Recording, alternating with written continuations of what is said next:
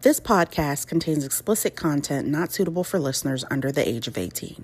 Parental discretion is advised. Today's episode is a continuation of our last episode's conversation. Thank you for joining us. As when you ask for help and you feel like the person is it's almost like they don't want to help you, or they don't understand why you need help. Yeah. And then you feel bad because you're having to ask for it, and you don't even want to ask to begin with, but now you got an attitude because you're asking for something simple to them, but it's big to you. I can go into both of those. Like I was talking, you in this horrific environment, just where you watching horrible stuff happen, and you getting literally treated like an animal. You walked around on a leash like an animal, right? You literally treated like an animal. And then you push back into society and you trying to figure it out. You see what I'm saying? And I'm supposed to be better than I was before. But they're treating you worse. So then you have all of that. And then while you're in prison, say you're in prison and you're trying to do everything right. I mean, you're not getting no help in there. When I was in there, I know that they're making some shifts now in Virginia, right? And they've been pretty radical in some of the institutions there. Mm-hmm. But when I was going through that system, and no, I was in prison for 7 years on a high 3, on a 3-4 compound. Most of the people there doing double digits or got life sentences. And for me, I'm considered a short time of doing a little 16 years. That's short time at this institution. And I had to wait 6 years to get into a class because they said of my release date, I wasn't a priority because I had too much time. So I had to fight these people just to take a class because I already had my GD when I got locked up. They ain't really get no money for putting me in school. So the whole thing was, it won't really, I could ask for help, but prison teach you, man, you ask and ask and ask till your face turn blue. I walked around the jail for over a month with no socks, no shoes, no underwear. Every day, yo, can I have some shoes? Can I have some socks? Every day, begging these people. I would have to borrow shower shoes from a dude I knew from the street so I could take a shower. So that don't condition you to be like, yo, they really don't care. You're care. not getting help, man. You can ask for help all you want to. You're not getting it. But unless it benefits them helping you, then they're not going to help you. And then you can live like an animal, right? We're not going to give you any real life skills. We're going to let you go. You got to figure it out, man. You got to be better. That's kind of where I'm at. 2 years out, I see this and I'm like, man, something got to change. So let's talk about that. So that's one of the things that we have been doing is we've been talking with people in Virginia, the Department of Health. We've been talking to one of the correctional facilities out there that's been doing big things. So, I mean, we could talk a little bit. So there are positive changes happening. Want to shout out the Real Life program in Virginia and the things that they're doing. When I was getting released, Real Life was relatively new program. I think they only had a limited bed space. Since then, they've grown, they've expanded, and just talking to some of the guys that I was locked up with and hearing the hope in their voice from some of the changes they're seeing in the systems, it's just blowing my mind. So I definitely want to shout out the Real Life program out of Virginia, out of Richmond, Virginia, man. They doing their thing.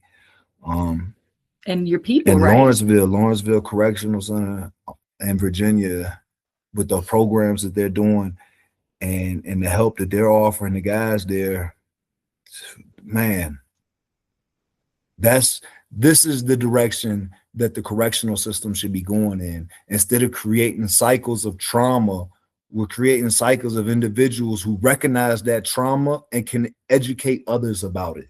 Mm-hmm. So I definitely want to shout them out. And then we have Eddie in Pathways. Yeah, Eddie, he's doing his thing with Pathways. So Eddie is Mujahid. He's a good brother. I was locked up with him, my sahab, my walking partner. We worked together, ate together, played dominoes. That was my dude. He's incarcerated. He's been incarcerated for 25, 26 years now. and from prison started his own nonprofit to help educate kids, man, and break this cycle. To bring programs So, into the facility that he was out. in. So, and I think they have a podcast too, right? Yeah, they do their little podcast. They got a little podcast coming out of Lawrenceville. They do. I'm not sure the exact name off the top of my head. Yeah, I'm not sure the name either. But yeah, they doing their thing where they really spreading the message and trying to break these cycles and educate individuals, trying to change the system that we got in place, because the system that we got in place isn't it like it's beyond flawed. You can't be like, oh, the system has its flaws. It's way worse than that. When the system is creating problems that fuel the system, that's beyond flawed. Well, I mean, that's how it was built. That was built because they want people to come back. But but they that's what they say. The system flawed. The system flawed. That's how they choose and justify this crap that just continues. They say, oh, nothing's perfect, it's flawed. Well, you know what? It don't have to be perfect. It don't have to be perfect to be humane. Mm-hmm. Human beings aren't perfect, right? Human beings aren't perfect. But if you hear somebody say, oh, that's inhumane, or that's very humanely treated, or that's inhumanely treated, what does that mean? That's either treated good or treated bad. Why is it called that? Human beings ain't perfect, right? But to be human, right? To treat somebody like human means to treat somebody decent, to treat somebody with respect, to educate them, right? To make them better. So we can be human without being perfect. I'm just saying we need justice. We need a justice system. We need police. We need laws. We need all these things for society to function. I'm not arguing that. We just need to do better.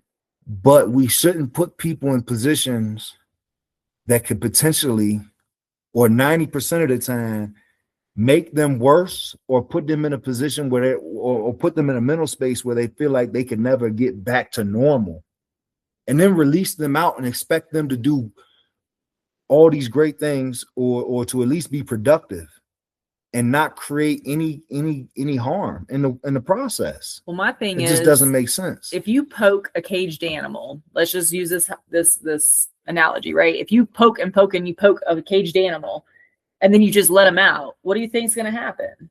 You know what I mean? Like, it's the same methodology or however you want to call it for people. You know what I mean? Like, if somebody pokes at somebody, especially when you're already feeling trapped, or you know that you're asking for help, or these people are supposed to be helping you, and instead they're not. You know what I mean? That's all that's going to do is build resentment in people too. I don't even think it's that. I don't even think it's that, because in most of the institutions I was at, you have your rare, you have those that work there that just go out their way to make everybody in there feel as miserable as possible. But for the most part, that's not them.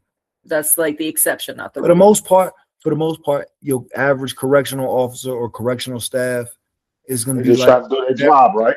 Yeah, your average freaking whatever, Subway employee, McDonald's employee. They're just trying to do their job.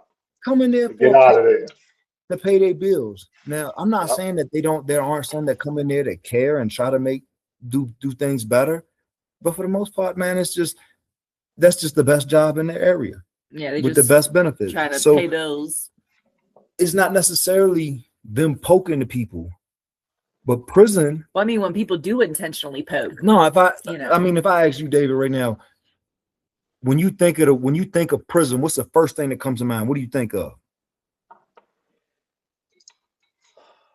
When you say prison, what's the first thing I think of? Yeah, the very first thing that comes to mind when you think of prison. What's like the image? If you had to think, oh man, I'm going to prison, what's the first thing that's popping in your mind? Oh man, in my mind, especially being black, probably slavery. I ain't gonna lie to you. This is the closest thing to it. I'm not talking about your view on the prison system. I'm talking about you're going to prison. How are you preparing yourself mentally? What are you telling yourself in your mind? What are you thinking prison's gonna look like? You mean as a human? Yeah. What are you telling yourself? Dude, I'm getting ready. I gotta turn into an animal. Got to turn into a monster because I gotta survive. But the question is, So is that what you mean? Like, if I'm going to prison, what's the first thing I'm thinking of? How I need to change my mentality and turn into the monster that I need to be in order to survive this completely different environment I'm about to go in. But my question is, if your mind, when you think, oh man, if I can't go to prison because I wouldn't be able to do this, that, or the third, or if I go to prison, I have to do this, and it's all violent, all extreme, all bad. Why is that the culture of the place we send people to get better for committing crimes? That's all I'm saying. Okay. Now, I didn't want to say this because I know I'm always not the most positive, but to me, I think it's systemic and they do it on purpose. That's my point. And I know I shouldn't sound so negative, but I mean, if you're asking me in my opinion, that's what I think. I think partly they don't care, and then partly is on purpose. So I feel like if you really look at the history of the prison system, what it was used for, right? In the beginning, when they abolished slavery, they needed free labor. Prison system, boom. Okay, it exploded after that.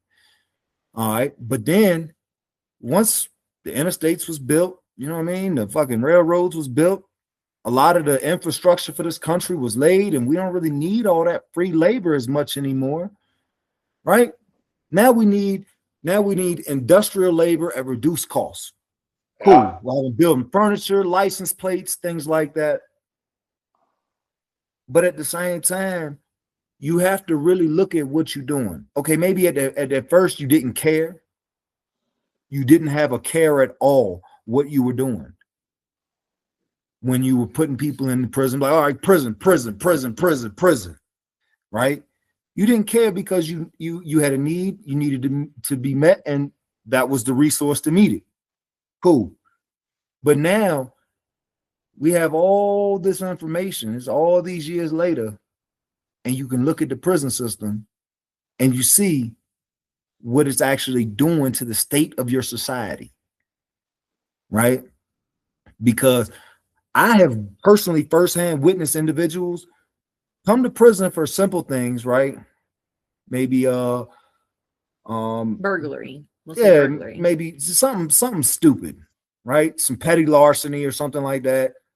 They didn't really have a drug habit. It might have been some young kids or something. They were just stealing, robbing a store or something like that.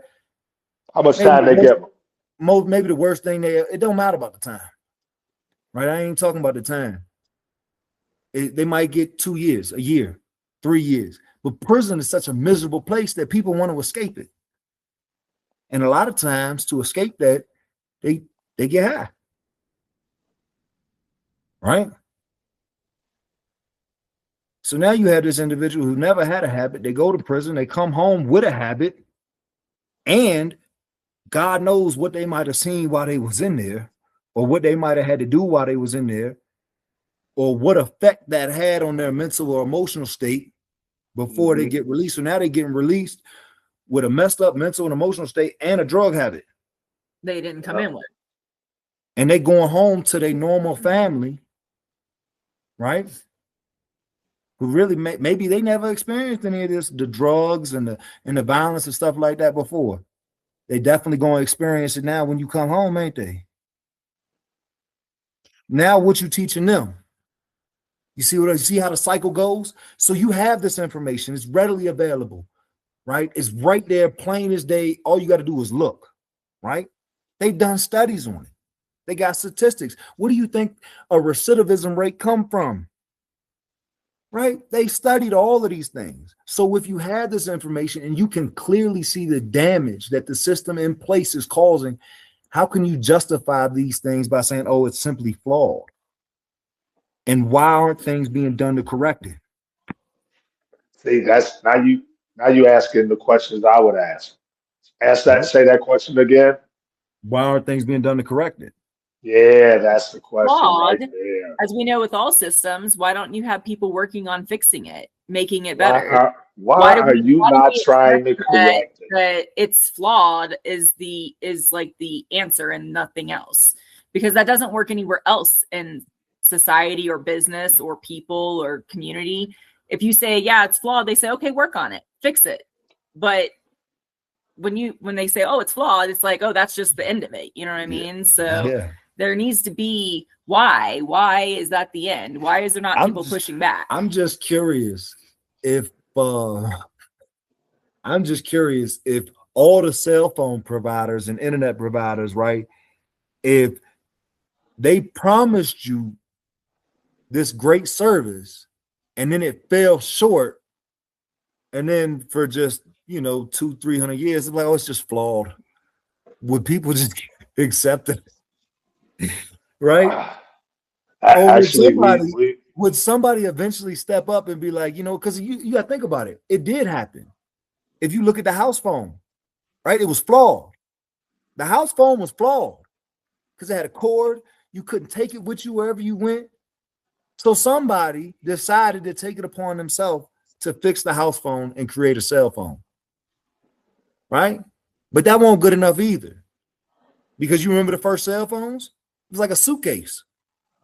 You got a phone you could take with you everywhere, but it's inconvenient. It's flawed. So let me fix it. What if they would have just stopped at the suitcase phone? Would everybody just be walking around with the suitcases? Yeah, no, I wouldn't. I remember them phones because you had the suitcase was the battery. I remember them phones.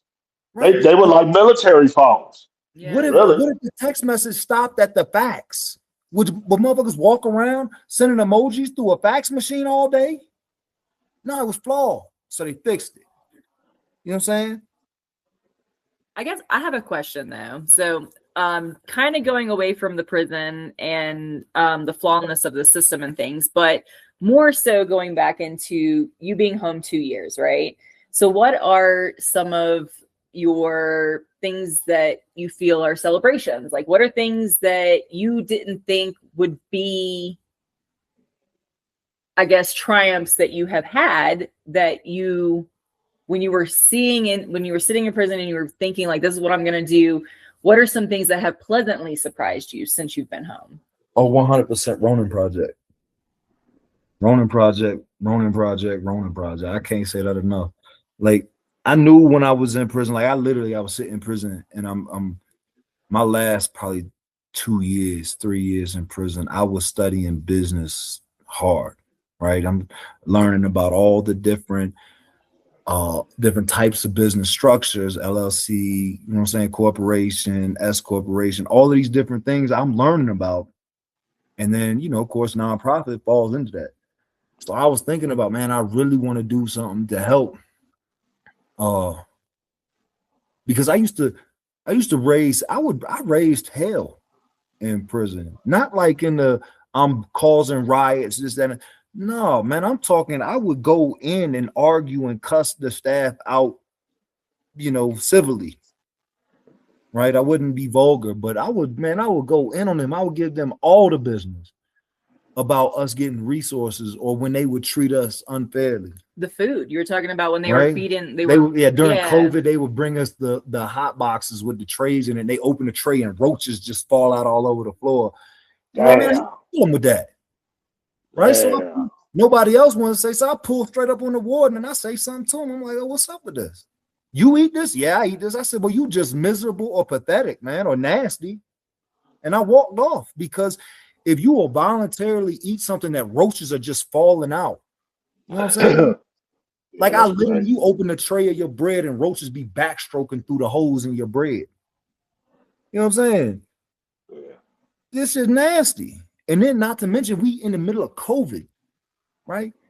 But back to Ronin. Getting back to Ronin. So things like that, man. Things like that would really upset me. So I would always speak up for it. So I knew in prison when I got out, I wanted to do something to help people.